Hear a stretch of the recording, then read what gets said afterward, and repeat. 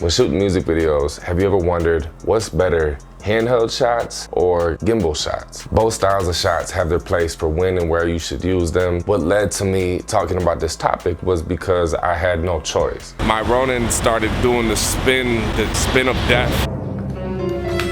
Shooting 2 music videos, 100% handheld, no gimbal, no stabilizer. Cracka Lack on the track.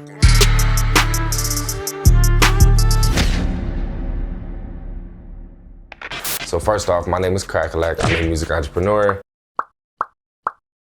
I've been shooting music videos for about 10 years. I've shot over 400 music videos, and I would say the first 200, maybe 250, I had no gimbal at all. Well, as you can see, we're on the move again. For the next 2 days, I'm gonna be with a Rapper Chucky Workclothes, shooting 2 music videos. I'm bringing you guys along for behind the scenes.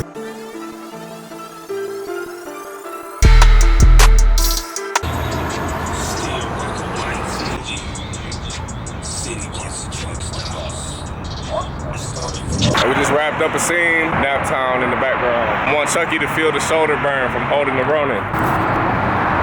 If you don't know what a gimbal is, it's a stabilizer, any type of weight balancing mechanism that keeps the camera straight. When you're walking, it's not bumpy and going all over the place, it's smooth. So back to the story. I said I had shot about 200 to 250 music videos, all with no gimbal and no problem, for the most part. Now I say this to let you know that if you're just getting started and you do not have a gimbal, don't worry about it. Just use the resources that you have, and in some cases, it's a phone. If you wanna see what you can do with a phone, I have a how to shoot a music video with a phone tutorial. I'll link that on the screen and in the description.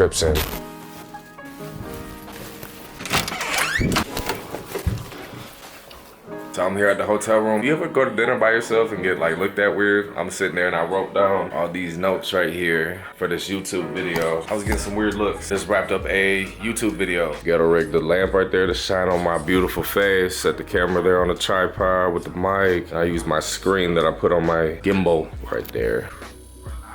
You see the time, 10:23. I gotta wake up at 3:15. So I've had a gimbal now for about 3 years. And towards the end of me shooting music videos with no gimbal, there was certain shots that I wanted to get. There was certain videographers that I looked up to, and I seen that gimbals was where it was at. So I knew I need to get a gimbal. I gotta try one out. So I rented a gimbal before I bought one, and this is about 3 years ago. I used it for a weekend down in Florida. As you can see, I have this broad plate for balancing this. I shot about 3 music videos with it. Gonna try it out for the first time ever right now. Shout out to borrowlenses.com. And when I looked at the footage, I thought, damn, man, this looks crazy. It looks so professional. It took my videos to the next level. The gimbal that I got was a DJI Ronin M. I have a video on my channel where I show you side-by-side comparisons, where I got some shots handheld and I was trying to be as steady as I could. And I also got some shots with the gimbal. I also put a link to that in the description for you guys to check out. So I'm looking at the footage, I'm thinking, man, this is some next level shit. I gotta get one of these. So I got one. You know how as a kid, when you get a new toy and you have other toys, you start playing with that new toy nonstop. So once I got a gimbal, going back to shooting music videos, I was trying to use the gimbal for like every shot. And it was like, handheld, I'm not going backwards. I'm gonna only move forward and use my gimbal. So I was overusing it. And around this time, I seen a lot of filmmakers that, let's say, they were like the first ones to get some sort of gimbal or glide cam, steady shots. And once everyone else started doing it, it was like they wanted to be the rebels. And so they switched and was like, oh, people that use gimbals are amateurs, like do everything handheld. So what I've been doing for a very long time now is a combination of the two, where it seems like every single music video, there's a bunch of shots that I get handheld, and there's a bunch of shots that I get with my gimbal. Cracka Lack on the track.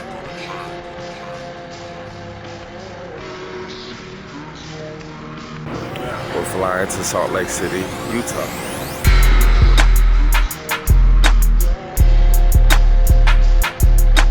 All right, you guys, so we got to Utah, seeing this gym on the side of the highway, pulled over, about to start filming. Show you guys what we do. Dog. You don't run into shit like this back home. Did we find a spot? Shit, I'll stand right here. You gotta come here in the country to get this. Yeah. Ours says cock gobbler. Cock gobbler.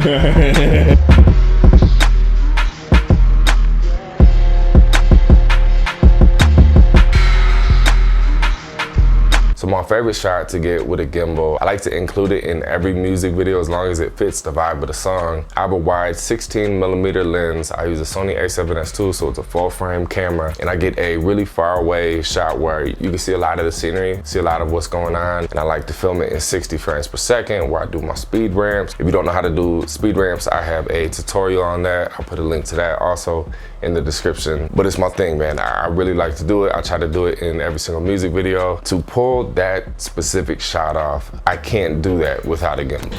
All right, you guys, well, today is day 3. It's a bad shit happened on day 2. I call it my pocket rocket. It's a Sony RX100 Mark V. That's what I was using to get some sort of behind the scenes. It just stopped working. I don't know what's wrong with it. I watched YouTube videos, so I'm gonna end up having to send it back. Where we left off yesterday, where I found the dope location, my Ronin started doing the spin of death. So I started looking up some videos online. I'm about to try it again, but today's a big day. Yesterday we did lots of driving, honestly over like 6 hours of driving. I put together a list of all the shots that we have to do today and tomorrow before we head back. I might end up using my phone for some of the behind the scenes. You guys know, it's not about the gear. I'm very Team Insomniac today, so shout out to Chucky. His whole movement is Team Insomniac. I got the hoodie, the hat, and I even have the mask. Shout out to Chucky Workclothes, shout out to Team Insomniac. Hey, you guys, big shout out to Cinepacks. They sent me 3 pack of these bad boys. What they are, let's see, basically these right here. And you can hold them in front of the glass and do some cool shit with them like this. So I was just using those for a couple scenes that we did right here. We're in Crescent Valley, Nevada, and we're headed to Salt Lake City, Utah. We got an Airbnb for the night. It's going down. I was able to use my phone too for some behind the scenes footage, so I hope you guys appreciate it. Hope you appreciate it. Also, I am going to be doing a full-length YouTube tutorial vlog showing you guys how to use these. I'll film me getting them too. I was excited, it's cool. Shout out to Tyler Casey. I actually met him through having him as a guest on my podcast, Free Game with Crack. I'll put a link to that in the description. Tyler Casey is one of the owners or the owner of Cinepacks. They put out a lot of dope stuff, and I'm gonna set up a collab with them for you guys in the near future. So the best tip that I can give you guys with shooting music videos is make sure your camera movement fits the vibe of the song. So if the song is a really slow, smooth, laid back, maybe an R&B song or a sad song, usually songs like that, they're slow and they're smooth, so your camera movement should match that. It should be slow and smooth and steady. So if you do have some sort of gimbal or a stabilizer, that's when those shots would look a lot better if you did have a gimbal or a stabilizer. That is not to say that you can't pull that off doing handheld. Now, one of my favorite style of camera movement shots is anytime I have like a really hype rap hip hop song where it has a lot of energy to it. Again, match the vibe of the song. So with both of these music videos that I'm out here to shoot for Chucky, they're both like some trap, rap, hype, bouncy type of songs. And you guys see that with a lot of my shots. I was kind of moving with the music and even moving the camera with it as well. I just told Chucky to let me out the car. We're on this. So we got a Benz as the rental car. I was picturing, man, mountains, middle of nowhere, sun going down, dirt road, car come flying past the camera, and then also like some drone shots. So I got my camera right here on the tripod. And yeah, he's basically just gonna drive past the camera. Then I'm gonna get in the car with him and fly the drone.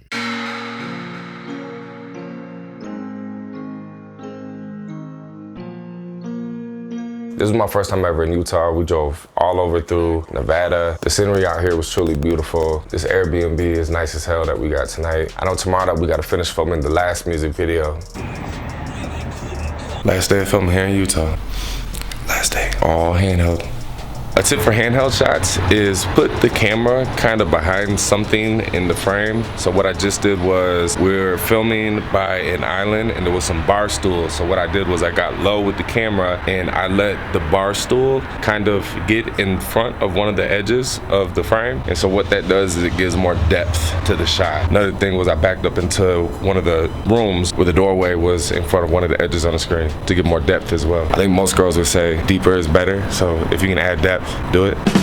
As far as what's better, handheld or gimbal, they're both great. They both have their own look and style. I'm gonna show some examples on the screen of shots that I did that were all handheld, and I'm also gonna show some examples on the screen of shots that I used a gimbal with. All of the handheld shots you cannot duplicate with a gimbal or a stabilizer. All of the gimbal shots or stabilizer shots you cannot duplicate handheld. There's a time and place for both. So in a perfect world, I would rather have a gimbal or a stabilizer. So when I needed to get that type of shot, I had the equipment to be able to do it. Views, you guys.